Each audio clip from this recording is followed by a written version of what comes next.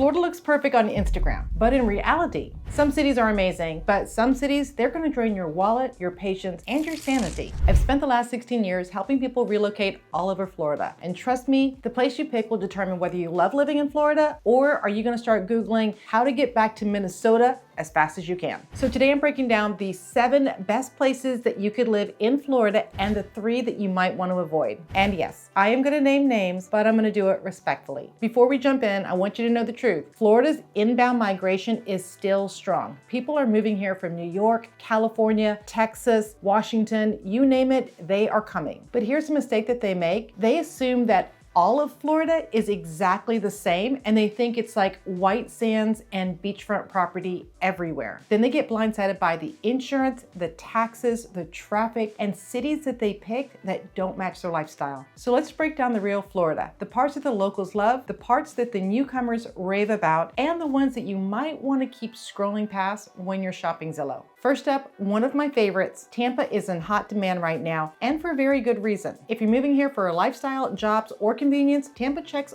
almost every box. Now let's break it down. Tampa is one of the few cities that still has real job growth, not just hospitality, actual career track opportunities. You'll find healthcare, places like Tampa General, Baycare, and Moffitt. Of course, there's gonna be banking and finance like Raymond James and Citi. Don't forget, we've got tech startups, defense, and aviation. So whether you're a nurse, an analyst, or just somebody who wants a steady paycheck, you're gonna be able to find opportunity in Tampa without having to hop all over the state. Now let's talk about the airport, because TPA is shockingly good and it's actually one of my favorite cities to fly out of. It's clean, it's organized, and you don't walk 47 miles just to get to your gate. Plus they have a lot of nonstop flights, which is important if your family is insisting that you fly home for every holiday. The best part of Tampa is how different the cities feel. You are not stuck in like one size fits all. We have Hyde Park, which is known for walkability, it's trendy, and it has a nice historic charm. West Chase is family friendly, suburban,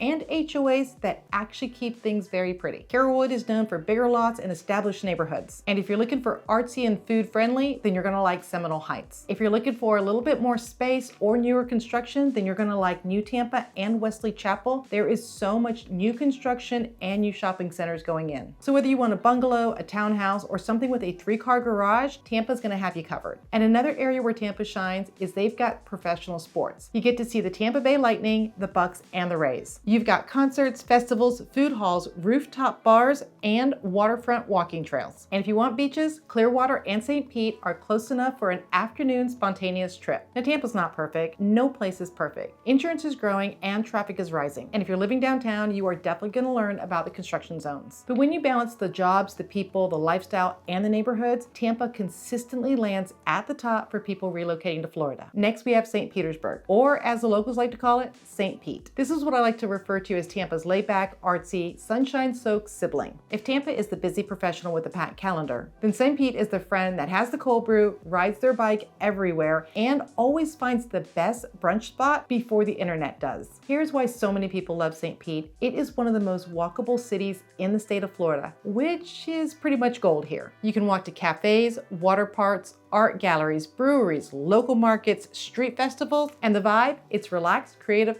and dog friendly. It feels like a beach town and a small city at the same time. If you want a city with personality, St. Pete delivers. You've got the Dali Museum, the Museum of Fine Arts, dozens of local galleries, and murals everywhere. Also, St. Pete has one of the strongest food scenes outside of Miami. Think seafood, rooftop bars, local breweries, farm-to-table spots, and hole-in-the-wall places that locals will protect with their lives. Plus, the brewery scene is huge. People move here for that alone. If you want daily sunshine and breezy waterfront views, St. Pete is gonna be unbeatable. You have got miles of waterfront paths that are perfect for walking, jogging, hiking, paddleboarding, and walking your dog. It's the kind of place that you say, you know what, I think I'm gonna watch the sunrise tomorrow, and then you actually go do it. Here's where we keep it real. St. Pete used to be a hidden gem, but it is not anymore. Those adorable 1940 bungalows that you see all over Instagram, they are not 300,000 anymore. They have gone up a lot. But the people who move here for the lifestyle, they say that it's worth it. St. Pete is best for young professionals, remote workers, retirees who want walkability, anyone who loves art, food, and outdoor living. If Tampa feels too big, too busy, too corporate, St. Pete might be your ideal place. Of course, we're going to cover the downsides because every place has them and St. Pete is no exception. There's the rising cost of living and limited new construction. Some areas are still transitioning and we have tourism spikes during certain seasons. But overall, St. Pete is one of the most livable and lovable cities in all of Florida. Next, we have Sarasota. Sarasota is the place that people move to when they want life to feel a little softer, a little slower, a little more like a permanent vacation, and honestly, it delivers. If you picture your life where you're walking on the beaches in the morning and then you're dining underneath string lights in the afternoon and neighborhoods that look like they were plucked from lifestyle magazines, Sarasota is probably already on your list. Sarasota is known for its world-class beaches, and let's get the obvious out of the way. Siesta Key consistently ranks as one of the best beaches in the entire US. It is not hype. The sand actually feels like powdered sugar. There are warm waters, gentle waves, and sunsets that look like they were photoshopped. Nearby is a beach lover's paradise because we also have Lido Key and Longboat Key. Sarasota also attracts a massive retiree population, but not in a sleepy way. These retirees are very active, they're social, and they're very involved. They are playing pickleball, joining clubs, kayaking, biking, attending shows. They are not sitting around. If you want community, Sarasota is going to give it to you in a big way. This is where Sarasota stands out. It's upscale, but it's not flashy. It's beautiful, but not overcrowded. It's relaxed, but not boring. You will also find popular high-end areas include Lakewood Ranch, which is a top master plan community, Palmer Ranch, which is beautiful, clean, and consistent, The Keys, which is waterfront, high-end, and breathtaking. You get the old Florida charm vibe with updated neighborhoods and modern conveniences. And people don't realize that Sarasota has one of the strongest cultural scenes in the state. You'll find the Ringley Museum, the Sarasota Opera, performing arts centers, galleries, farmers markets, and upscale restaurants and boutique dining. If you want something quieter than Miami or St. Pete, but more cultured than your typical beach town, Sarasota is going to hit the spot. Sarasota is best for retirees or semi-retirees, high-income remote workers, families wanting safety and stability, and anyone who loves the art, the beaches, and a low-stress lifestyle. This is one of the rare areas where people move to because they want to slow down, and they stay because they truly love the quality of life. Now, let's go over the downsides because we are honest here. The reality is, it's expensive. Homes, insurance, and groceries, everything is higher than average here. Busy season gets busy because snowbirds come to fill the roads between Thanksgiving and Easter. And jobs are more limited unless you're into healthcare, hospitality, or remote work. But the people who opt to move to Sarasota, they're not coming here because they're looking for the cheap option. They're coming here because they're looking for the beauty, the lifestyle, and the comfort, and Sarasota delivers on all three. Next, one of my favorite cities, but also one of the most misunderstood cities in all of Florida. People hear Orlando and they automatically think theme parks, Mickey Mouse, tourists, and parking lots the size of small cities. But here's the truth. Most locals hardly ever go to the theme parks, and Orlando is so much more. If you're relocating for a job, affordability, or you're looking for one of those master plan lifestyle communities, Orlando is easily one of the best choices. Orlando isn't just about hospitality anymore.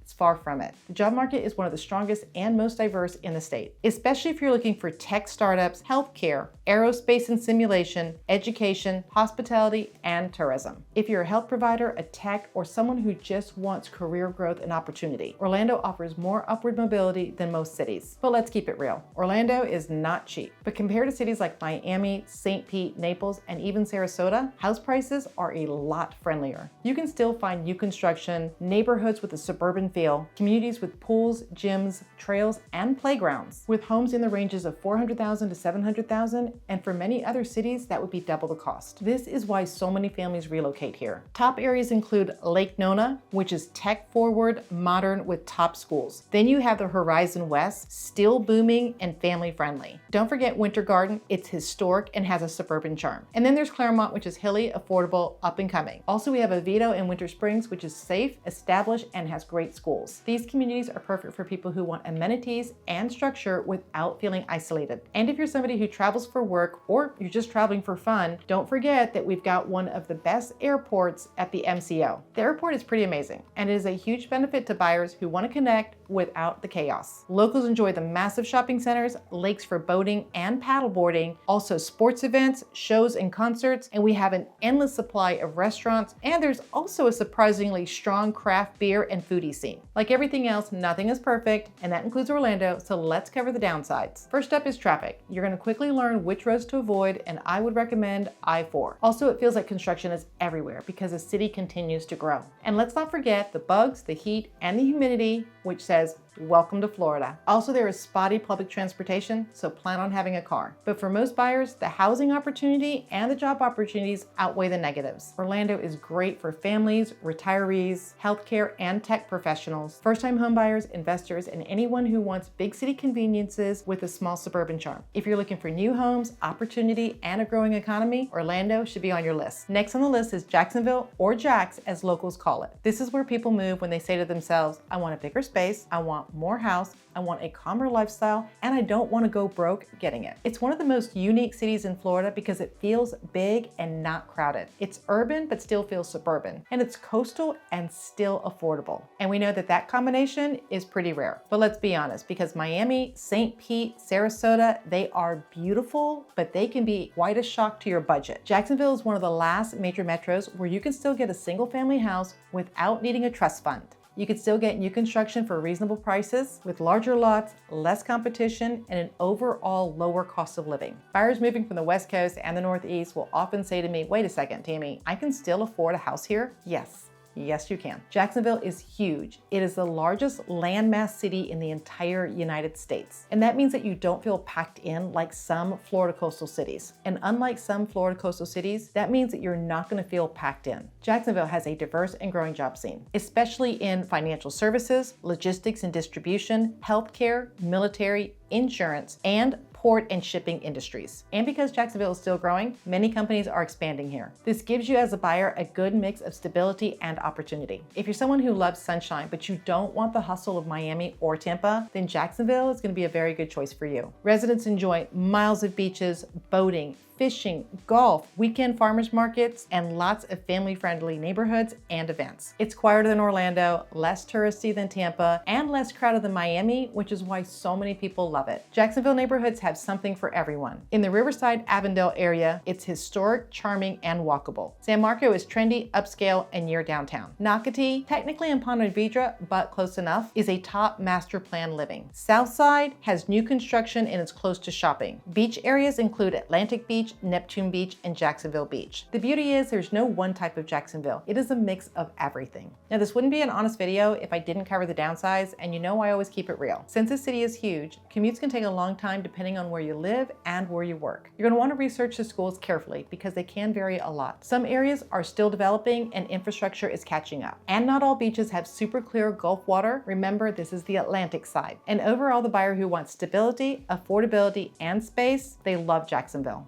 Jacksonville is a great choice if you've got a family who is looking for more room. It's also great for first-time home buyers and military families. And it's great for anybody who wants to relocate out of their expensive state and have a coastal vibe without the coastal price. If you want big city with small town breathing room, then Jacksonville deserves a spot on your list. Next up, we have Ocala. It's one of those places that people don't really think about until they visit it, and then suddenly they're like, wait a second, why isn't anybody talking about Ocala? If you want new homes, lower insurance cost, more land, and a calmer lifestyle, then Ocala is probably going to be your best value right now. One of the biggest drawbacks to Ocala is how much new construction is going up. We're talking modern floor plans, big kitchens, high ceilings, community amenities, and homes that don't need $40,000 in updates. And the best part, new construction in Tampa is still affordable, especially if you're looking at that against Tampa, Orlando, and Sarasota. If you want that home that looks like it's $700,000 on Pinterest without the $700,000 price tag, Ocala is going to deliver. And of course, since this is Florida, we must talk about the hurricane season for just a second. And because Ocala is inland, you're going to have less impact from the storm, which is going to mean a lower insurance cost and less flooding. For many families relocating, this is a huge relief. Ocala attracts a mix of families who want a suburban lifestyle, retirees who want quiet but not isolation, remote workers, and first-time homebuyers, and anyone downsizing from an expensive state. The pace is slower, the neighborhoods are more quiet, and everything just feels more manageable. And if you didn't know it, Ocala is known as the horse capital of the world. There are rolling pastures, horse farms, oak trees, hiking trails, springs, kayaking spots, and freshwater fishing. It's peaceful, scenic, and full of nature without feeling remote. This is something that people forget. Ocala is centrally located. You're only 40 minutes from Gainesville, an hour from Orlando, and 1.5 hours from Tampa. And if you want to go to the villages where they're getting a Costco, it's only 30 minutes away. Ocala's quiet, but it's not far from major metros. Ocala is one of the most affordable places in Florida where you can still get a good-sized home, a yard, garage space, a safe community, newer construction, and room for pets, toys, and hobbies. People from out of state feel a sense of relief, like they finally found a place where money actually stretches again. Now we're going to keep it real because there are downsides. It's quieter, so if you're looking for a place with a thriving nightlife, this isn't going to be it. Some areas are still developing and you're going to need a car to get around. Also, job opportunities are pretty limited unless you're into healthcare, trades, or remote work. But most people moving here already know that, and they want a place that's calmer with a simpler life. Ocala is ideal if you've got a family, you're a retiree, you're a remote worker, or you're a first-time homebuyer. And it's also great for anyone who is tired of those high insurance prices, or you want new construction without paying a coastal price for it. If you want value, space, and a little more peace, Ocala might surprise you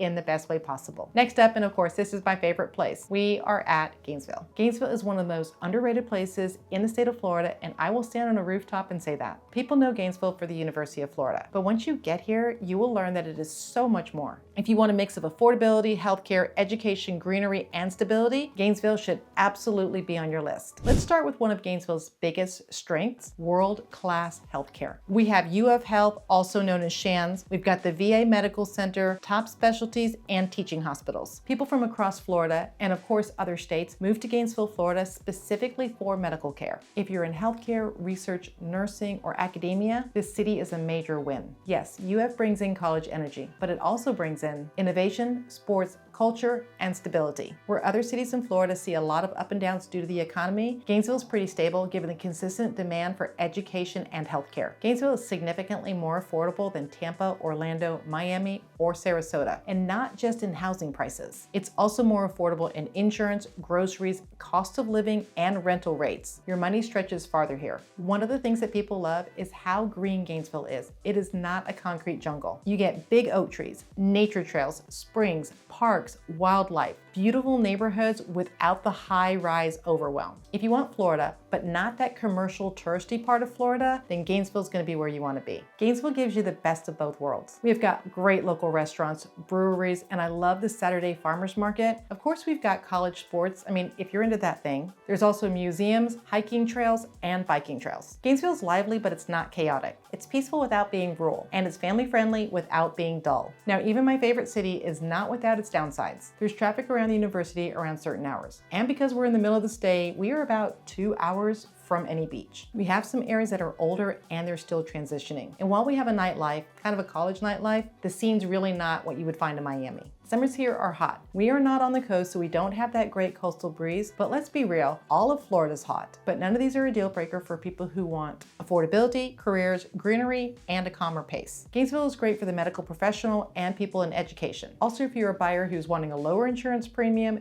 and you favor greenery over the concrete jungle. Gainesville is smart, it's steady, it's scenic, and honestly, it deserves way more attention than it's getting. Now we're going to talk about 3 cities that you should avoid, or at the very least, just make sure that you research them carefully. And I say this with a lot of respect because every city has great neighborhoods, but these particular areas come with challenges that caught a lot of relocating buyers off guard. What do you think number 1's going to be? Did you guess Miami? Because if you did, you were right. Let me be very clear. Miami is a fantastic city for the right person. It has the culture, the nightlife, the beaches, the restaurants, and some of the most stunning waterfront homes in the country. But for most relocating buyers, Miami is a tough fit and a financial shock. Miami is one of the most expensive insurance markets in the state of Florida. That's because it's got flood zones, storm risks, waterfront exposure, condo assessments, and aging buildings. For many families, the insurance cost alone is more than their car payment. Everything is expensive in Miami, from housing and renting to groceries, dining, parking,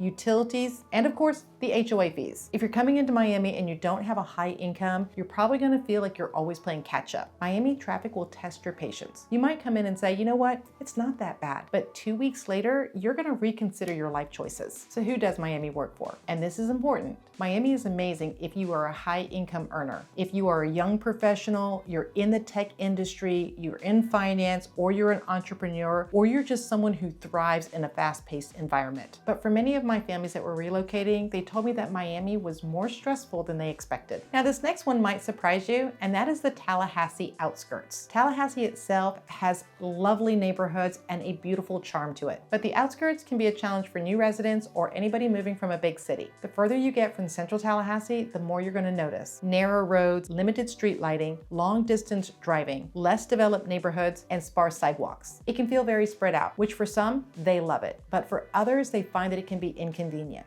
Because Tallahassee is decentralized, many people find that they have long drives to schools, work, grocery stores, shopping, and healthcare. If you're someone who's used to having everything close by, this can be an adjustment. Many areas are still playing catch up to retail, restaurants, and services. You might have to drive into town more than you want. So who does Tallahassee work for? Government workers, students, people who love wooded, quiet, rural living, buyers who want land. But relocating buyers expecting a well-developed suburban experience often get frustrated, especially in the outskirts. Third on our list is Daytona. And I actually like this area, but there are a few areas that do have some trouble spots. Now, don't get me wrong, Daytona has beautiful areas and the beaches are gorgeous. It's great for events and it's got pockets of areas that are absolutely lovely. But I would be doing you a disservice if I didn't tell you that there are some areas that are older and non-renovated that come with some challenges. Also, the aging infrastructure brings its own challenges. Certain areas struggle with the older homes, aging draining systems, road conditions, flooding concerns, and they're vulnerable to storms. If you're looking for modern suburban convenience, you may not find it everywhere in Daytona. Daytona also has a very strong tourist demand, which equals very busy season. Bike week, race events, and spring break bring in really big crowds. And those big crowds bring in traffic, noise, and parking issues. For the people who are looking for that sort of thing, that is absolutely great. But for the families that live there and they're looking for quiet, this can feel overwhelming. With Daytona being coastal and having older areas, insurance can be quite expensive. Who does Daytona work for? Buyers who love the beach life, investors for rental potential, retirees in the right pockets, people who want affordable coastal living. But it's important to come see the area and be selective where you're going to live. All right. Now we've covered the best areas to live in Florida and the areas that you're going to want to do a little bit of research before you move there. And here's what I want you to take away from this video. All of Florida is amazing. And I do mean all of Florida is amazing, even if I called out your area. But it's only amazing if it's the right spot for you. I'm not talking about what your best friend likes, what your family likes, what version you've seen on Pinterest, or what Zillow is putting in front of you. Where you choose to live is going to affect everything. Your commute, your insurance, your stress level, your wallet, and your overall happiness. And after 16 years helping people relocate to Florida, I can tell you this: picking the wrong city is the #1 thing that buyers regret. But listen, you don't have to figure this out alone. If you want personalized help picking the right Florida city for you, complete my questionnaire below. It'll take you like 2 minutes. You tell me your timeline, your lifestyle, and your budget, and I'll tell you which cities will make the most sense for you and which ones you might want to avoid. And if you're not moving to Gainesville or Ocala, that's okay. I work with top agents all across the country, and I can match you with somebody who knows that local market, not someone who just paid for an ad. If this video helped, please hit the like button so other people moving to Florida can get the facts before they move here. And make sure to subscribe so you never miss the real truth about relocating to Florida. Thanks for watching, and I'll see you in the next video.